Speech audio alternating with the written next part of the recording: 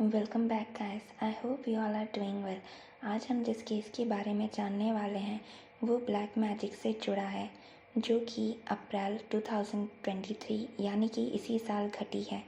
ये केस है हेमू और हंसा का। गुजरात के राजकोट शहर में एक छोटा सा गांव विंचिया है, जहां के दोनों रहने वाले थे हेमू और हंसा, जिनका छोटा पर प्यारा सा एक परिवार था। उनके अलावा 2 बच्चे थे, एक 12 साल का और दूसरा 13 साल का। पेशे से हेमू एक किसान था, जिसके पास एक गाय, एक भैंस और कुछ ज़मीन थी खेती के लिए। हंसा भी खेत में जाया करती थी हेमू की मदद के लिए। बच्चे सरकारी स्कूल जाते थे, खेती से घर का खर्चा भी अच्छे से निकल जाता था, किसी भी चीज़ की कोई भी कमी नहीं थी उन्हें। एक तरह से हेमू के माता पिता भी उसके साथ रहते थे। मेरा कहने का ये मतलब है कि घर के बगल में ही उसके माता पिता का भी घर था। हेमू और हंसा दोनों उनका ख्याल रखते थे। खाना भी हंसा ही बनाती थी सबके लिए। गांव ज़्यादा बड़ा नहीं था और काफ़ी सारे मकान कच्चे थे। कच्चे मतलब जो कि मिट्टी से बने थे, और उन घरों के बाहर थोड़ी सी जगह छोड़ी गई थी अपने गाय भैंस को रखने के लिए। कुछ ही मकान थे उस गांव में जो कि पक्के सीमेंट से प्लास्टर हुए बने थे, और उनमें से एक हेमू के भाई का था, जो कि उसके घर से कुछ ही दूरी पर था। दोनों भाइयों में बहुत ही प्यार था, एक दूसरे के घर आना जाना होता रहता था।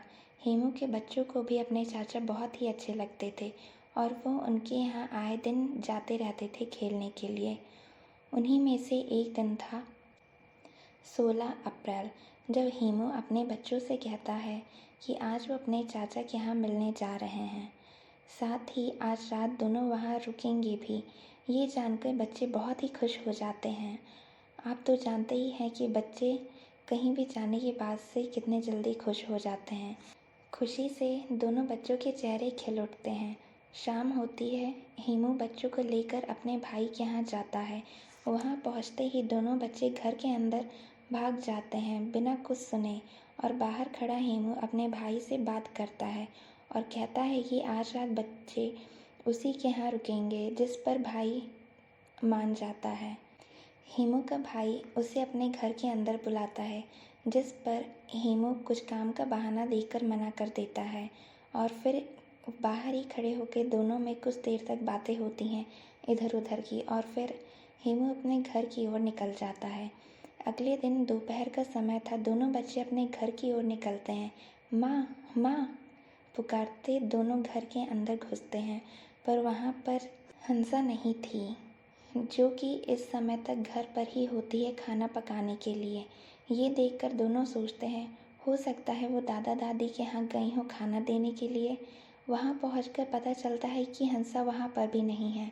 फिर दोनों खेत की तरफ जाते हैं, जहाँ पर दोनों हंसा और हेमू नहीं थे। वहाँ पर एक टेंट था, जो कि हंसा और हेमू मिलकर कुछ समय से बना रहे थे। वो टेंट बैम्बू की लकड़ी और प्लास्टिक की बोरी की मदद से बनाया गया था। बच्चे सोचते हैं हो ना हो उनके मम्मी पापा उस घर के अंदर ही होंगे। वो दोनों उस टेंट के अंदर घुसते हैं, पर वो जो देखते हैं वो बहुत ही डरावना था। वहाँ पर हेमू और हंसा की बॉडी थी, पर उनका सर नहीं था। बच्चे वहाँ से डर के भाग जाते हैं और जाकर सबको सब कुछ बताते हैं, जिसे सुनकर सब वहाँ आते हैं। टेंट के अंदर का मंजर किसी को भी डरा के रख देखकर ऐसा लग रहा था कि वहाँ पर काला जादू किया गया है। उस छोटे से टेंट में हवन का सामान बिखरा था। पास में ही भगवान शिव की मूर्ति थी और एक गियोटिन था। गियोटिन वो है जिससे पहले के समय में लोगों को मारा जाता था। उसमें एक गोल सी जगह होती है जो सर डालने के लिए होती है, और ऊपर लोहे की भारी और तेज़ तलवार होती है। बगल में एक रस्सी की मदद से उस प्लेट को खींचकर सर को बॉडी से अलग कर दिया जाता है। यहाँ टेंट में भी देखकर ऐसा ही लग रहा था कि हेमू और हंसा ने कुछ ऐसा ही किया था। गियोटिन ऐसी जगह रखा था कि जैसे ही किसी का सर उस तेज प्लेट से कटे और वह सीधे हवन के कुंड में जा गिरे। इसीलिए वहाँ पर हेमू और हंसा की बॉडी तो थी, पर सर नहीं था। पुलिस भी कुछ ही देर में पहुँच जाती है। बॉडी को पोस्टमार्टम के लिए भेज देती है और वहाँ से एक नोट मिलता है जिस पर लिखा था, मैं, हीमू और हंसा चाहते हैं कि हमारे जाने के बाद कोई हमारे बच्चों और बूढ़े माँ बाप का ख्याल रखे। पोस्टमार्टम में भी कुछ भी सामने नहीं आता है। इस सब के बाद भी ये नहीं पता चलता है कि हेमू और हंसा ने ऐसा क्यों किया। दोनों की ज़िंदगी अच्छी चल रही थी।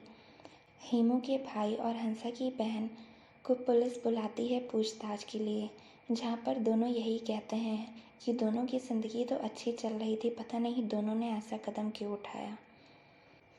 हाँ, आज के लिए बस इतना ही। फिर मिलेंगे एक नए केस के साथ। तब तक अपना और अपनों का ख्याल रखिएगा।